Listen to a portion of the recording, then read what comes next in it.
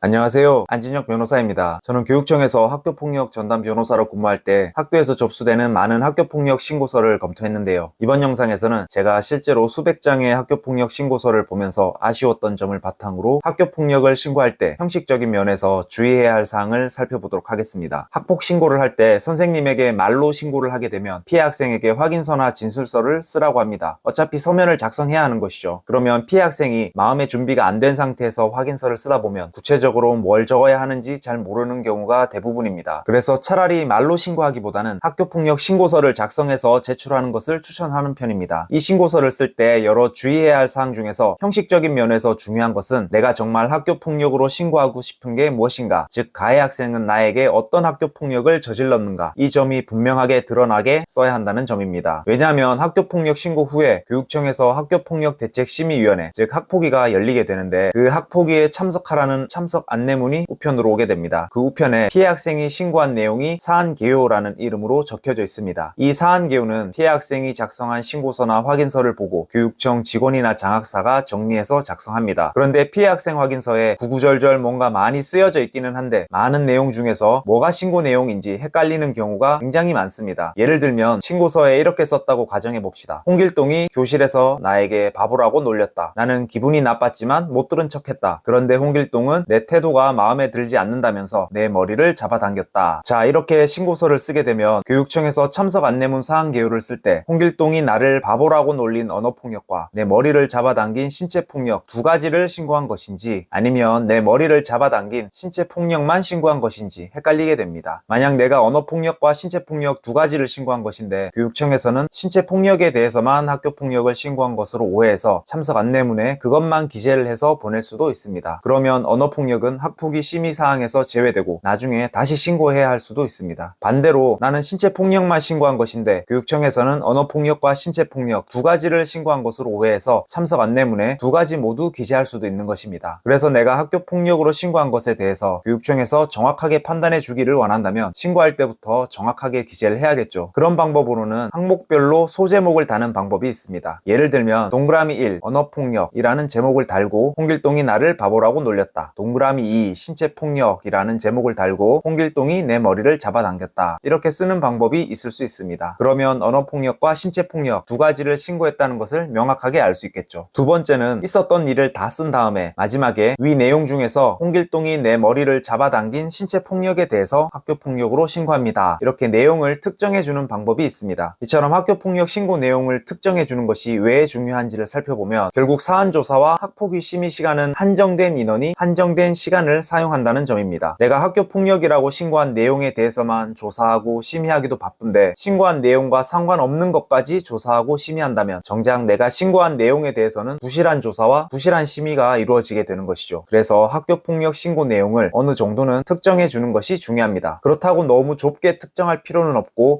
이건 사건의 발생 배경이구나, 이건 학교폭력 신고 내용이구나, 이렇게 구분이 갈 정도로만 특정해 주면 됩니다. 더불어서 신고서에는 학교폭력이 발생한 시기와 장소도 어느 정도는 적어 주어야겠죠. 시기와 장소에 대해서 쓰는 방법은 다른 영상에서 살펴보도록 하겠습니다.